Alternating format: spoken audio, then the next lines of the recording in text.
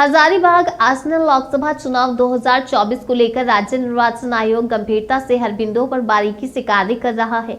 मतदान के दौरान कहीं कोई असुविधा न हो तथा सभी बूथों पर मूलभूत सुविधाएं उपलब्ध कराने के लिए प्रशासन कटिबद्ध है। इसी क्रम में राज्य निर्वाचन आयोग के अवसर पर मुख्य निर्वाचन पदाधिकारी नेहा अरोड़ा ने हजारीबाग का भ्रमण किया। इस दौरान उप निर्वाचन पदाधिकारी महादेव प्रिया भी मौजूद रहे।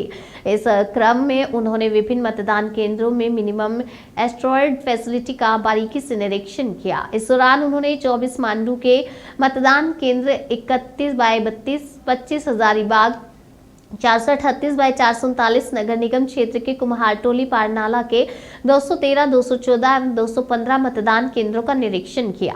निरीक्षण के दौरान उन्होंने मतदान केंद्रों पर साफ सफाई, शौचालय, रैंप, बिजली, पेयजल, आगम एवं निकास द्वार, मतदान केंद्र की दूरी, सड़क आदि का जायजा लिया।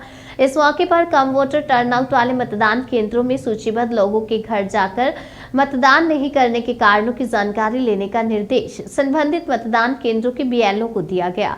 उन्होंने ये निर्देश देते हुए कहा कि सभी लोगों की चुनावी भागीदारी सुनिश्चित हो, इसके लिए समेकित प्रयास और जन जागरूकता को महत्वपूर्ण बताया।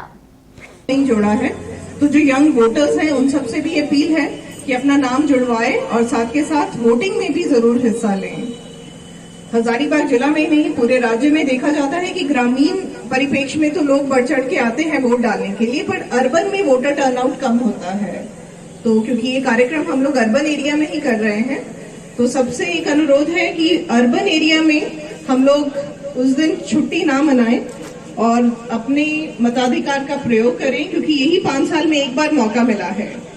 इसके बाद किसी तरह की समस्या है अगर, और उसके बाद आप कहते हैं कि कौन प्रतिनिधि आ गया, तो आपकी नहीं सुनी जाती। तो ये आपके पास एक मौका है जिसमें सब लोग आगे आए और अपना मत डालें। पिछली बार जो वोटिंग परसेंटेज है उससे हम लोग काफी आगे तक जाएं। ऐसे भी बूथ्स हो जहां पे हमारा 100% वोटिंग हो। 100% स्टेट का टारगेट 80% प्लस तो है, मिनिमम हम लोग 80% तक जाएं और वैसे भी कुछ बूथ टच करें जहां पे हम लोग 100% कर सकते हैं। तो हमें पूर्ण उम्मीद है कि इस बार की जो वोटिंग होगी वो एथिकल वोटिंग के तहत सब लोग अपना वोट जरूर करेंगे। और किसी तरह का भी कुछ इश्यू है तो उसके लिए डिफरेंट एप्स हैं। Model code of conduct violation के लिए भी अगर कुछ इलेक्शन नोटिफिकेशन के बाद कुछ वैसा मैटर आता है तो सी विजिल ऐप पे आप लोग दे सकते हैं। अदरवाइज कार्यालय में तो सब एप्लीकेशंस ली जाती हैं, तो फिजिकली भी आप लोग अपना क्लेम दे सकते हैं और एप्स का भी उपयोग करते हुए ज्यादा से ज्यादा भागीदारी सुनिश्चित कर सकते हैं। बहुत बहुत धन्यवाद।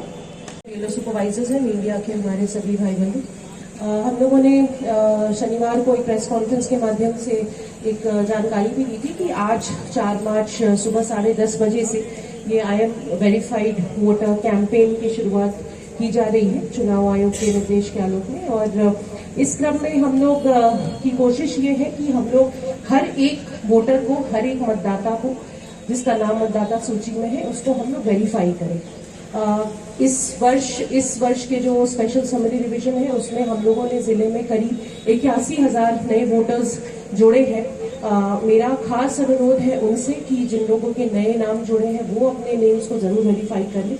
और अन्य जो भी वोटर्स हैं, कुल 15 लाख वोटर्स हैं हमारे जिले में, और हमारी कोशिश ये रहेगी कि आने वाले 3 हफ्तों में हम लोग हर एक वोटर का वेरिफिकेशन कर लें कि उनका नाम मतदाता सूची में है। कुछ चीजें हम लोग और स्वीप एक्टिविटीज और इसके माध्यम से आपको लगातार जानकारी दे रहे हैं। एक महत्वपूर्ण जानकारी ये भी है कि जिन लोगों का नाम मतदाता सूची में है उनको वोट करने का अधिकार है।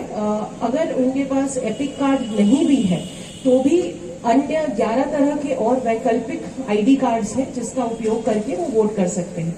कई बार लोगों को ये कंफ्यूजन होता है कि मेरा वोटर आईडी कार्ड नहीं है या एपिक कार्ड नहीं है तो हम वोट नहीं कर सकते। ऐसी बात नहीं है, ये गलत बात है। अगर आपका नाम अगर मतदाता सूची में है और अन्य किसी भी प्रकार के वो कौन से आईडी कार्ड्स हैं वो चिन्हित है, जैसे आपका ड्राइविंग लाइसेंस हो गया, आधार कार्ड हो गया, पासपोर्ट हो गया, इस तरह के अदर जो आइडेंटिटी कार्ड्स है उसको भी दिखा के आप वोट कर सकते हैं, बाकायदा आपका नाम मतदाता सूची में हो। इसलिए ये जो अभी पूरा अभियान चल रहा है उसका केंद्र बिंदु यही है, या मुख्यतः इसका उद्देश्य यही है कि सभी लोग ये वेरीफाई कर ले अपने बीएलओ बूथ पे आके, अपने बीएलओ के माध्यम से कि सूची में आपका नाम अंकित है या नहीं। और अभी भी अगर किसी का नाम छूटा हुआ है या कोई करेक्शन कराना है, डिलीशन कराना है, उसके लिए फॉर्म 6, फॉर्म 7, फॉर्म 8 आप भर सकते हैं। और अभी भी स्कोप है कि हम लोग अगर चाहे तो जो भी हमारे मतदाता अभी भी एनरोल होने से बच गए हैं या छूट गए हैं, उनको हम लोग जोड़े। तो मेरा आप सभी से निवेदन है कि आने वाले लोकसभा निर्वाचन में, इलेक्शन में आप जरूर वोट करें। अपने आसपास के लोगों को भी आप मोटिवेट करें, उन्हें प्रेरित करें कि अपना मत जरूर दें। आप सभी को यहाँ पे आज आने के लिए बहुत बहुत धन्यवाद।